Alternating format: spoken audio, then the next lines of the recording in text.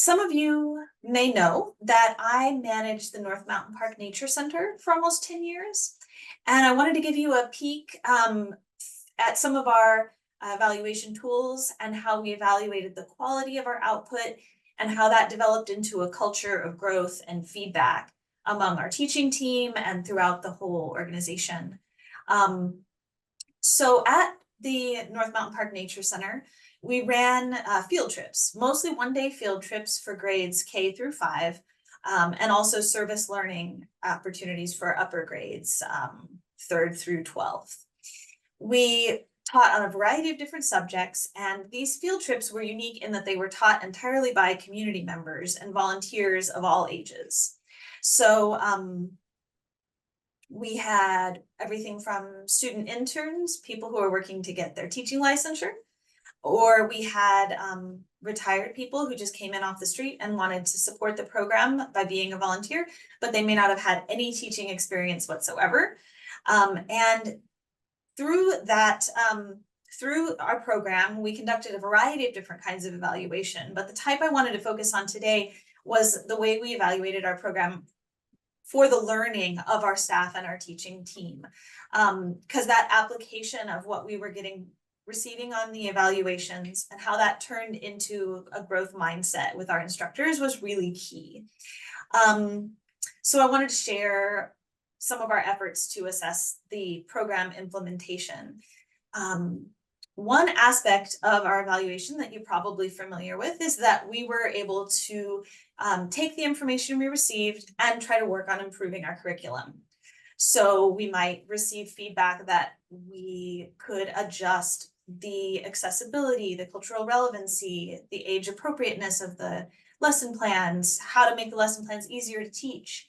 And that goal, since it's probably more familiar to most of you, I'm going to set that one aside and focus on the other goal, which was to coach our instructor team to develop this learning community and a growth mindset in the organization.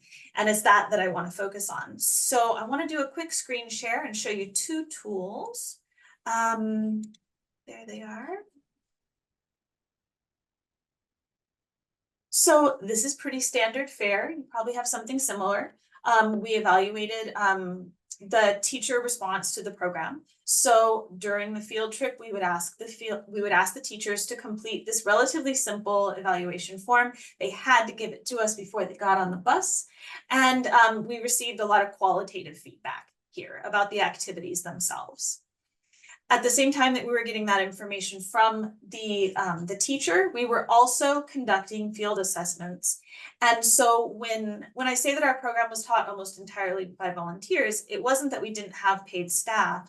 My paid staff simply were in a support role to develop the volunteers and their skills and abilities and make sure that the volunteers had everything they need. So paid staff rotated through the site with these evaluation forms that were focused on the student accomplishments during the lesson and how students were exhibiting dispositions and how students were actualizing the objectives of the lessons. So the paid educators would be watching the bird behaviors lesson, making a note of what volunteer instructor was teaching, and then making a bunch of notes about how it was going in the field. So with that information, and this is probably, the tools themselves are not exactly unique. It's that we use them to develop this culture together. So at the end of every day, we would take the evaluation tools and the information that was collected, and we'd all sit down and talk about the program.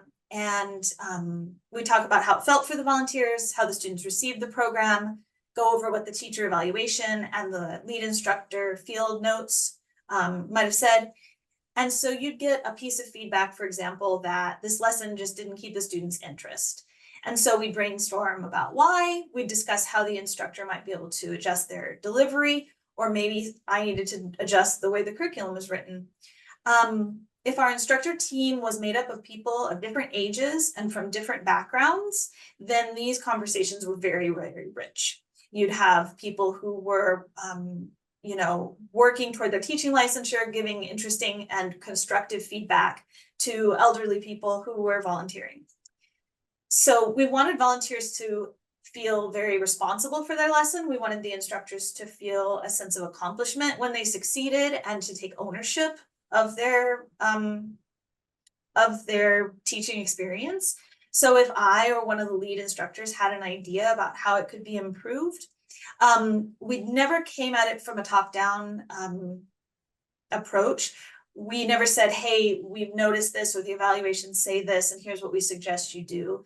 We'd ask the instructors to be like a scientist and go ahead and try it your way with students. Tell me how it works. I may have my suspicions that it's not working, but do it, and I want you to observe this effect. And then also I'd like you to try a few different approaches over the next couple of groups, and then that gives them the opportunity to be an expert, work out new protocols, improve their facilitation techniques. Future evaluations would hopefully show that growth. And if a change that a volunteer implemented was really successful, then the big congratulations was that, Libby would incorporate that modification into the lesson plan for next time. So that was a big sense of accomplishment when that happened. And I also want to make a note here that receiving evaluations and receiving feedback can be really challenging. So we have a tendency to focus on our shortcomings. I do. I think you kind of touched on that a little bit, Jennifer. You sometimes can either ignore your shortcomings, that can be a tendency, or it can be a tendency to look really, really closely at the things that you are doing not quite perfect. And so we had to try to change that focus. Because this is a very challenging position compared to other volunteers' positions. Ours was like a Rubik's Cube. It was a puzzle. It was a very big challenge for volunteers. And so if we focused on inadequacies, we'd lose our teaching team pretty instantly. So I needed to really carefully curate and frame the evaluation data that was coming in so that people didn't get discouraged. So we worked to develop these really constructive, positive framing techniques and tools that I trained my teaching staff to be able to provide that kind of feedback. And through these evaluation tools that I showed you, we harvested tons of positive feedback too. So really focusing on the positive feedback and using that to share with the instructors on a person-to-person basis.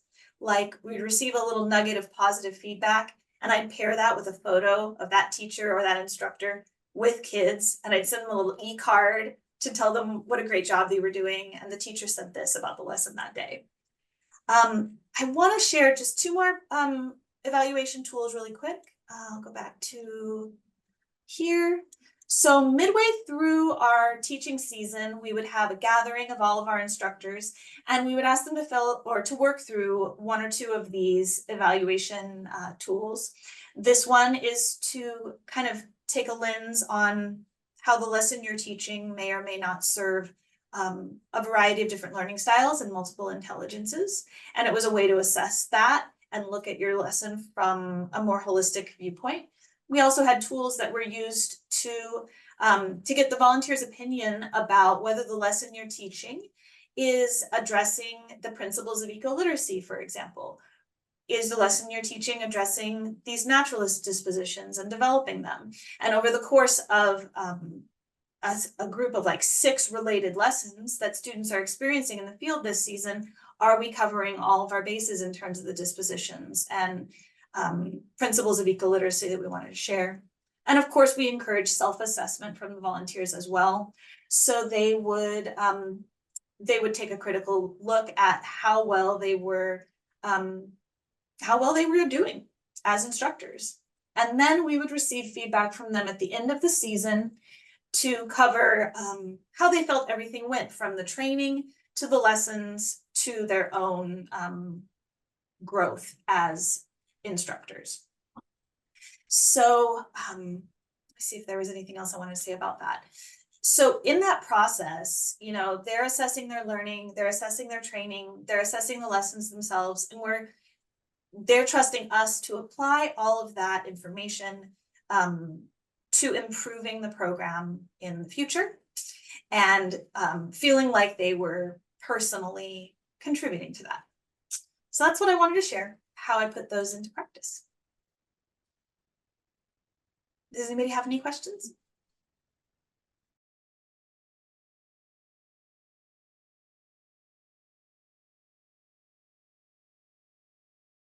So looking at the frames that you showed earlier, Deborah, I would say we were assessing the quality of the output with a goal of A, working on the curriculum and improving it in the back room, and B, creating this culture of learning and feedback and a growth mindset and a focus on improvement and coaching in our staff.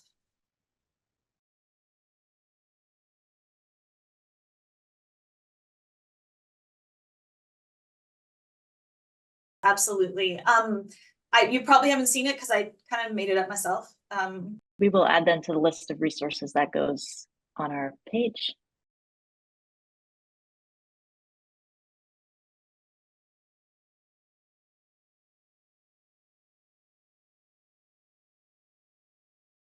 I look back on some of these and I feel like they're, you know, you always look back on things and you're like, oh, there's room for growth. There's that could have been modified or could have been richer.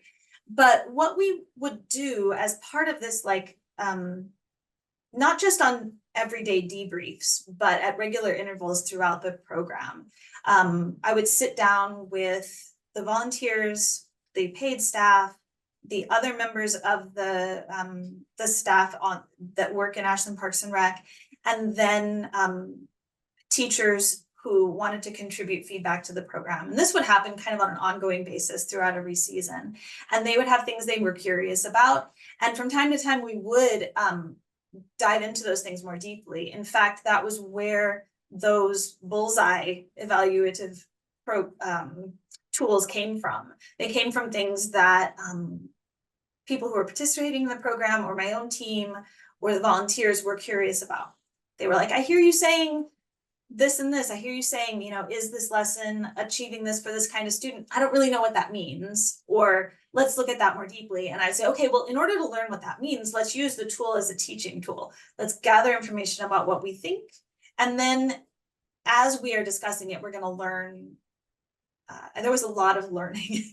Like the raw data that came back from these forms was not necessarily something I could publish in a report. It was like, what do we mean by this? I see some answers here. What do we mean by this as a group? And how can we use this to improve? So that did happen, Catherine, and I wish it had even happened more. We could have done even more, for sure.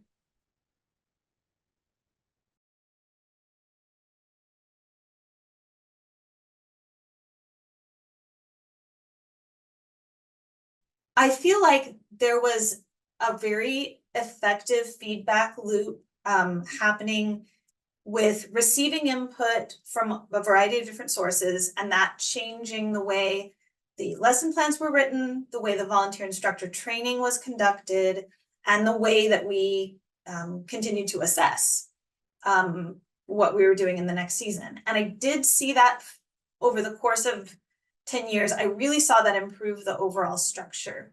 And the way, part of my gratitude about the way that that works is that I inherited a program from my predecessors who managed the center before me, where there was a rotating subject matter in the program. So each season you would be teaching different lessons. One year you would be teaching about geology of the Rogue Valley. The following season, you'd be teaching about water of the Rogue Valley, plants and animals of the Rogue Valley. So because the lesson plans and the suite of what we were presenting changed on a seasonal basis, it gave us time to take the information that we had learned and spend time in the background incorporating that information into program improvements before we came back around to teaching that same subject again. And by the time we did, we were ready to implement the changes that had been suggested. So it gave us a little bit of time to build that in, and it really did improve the process of rollout.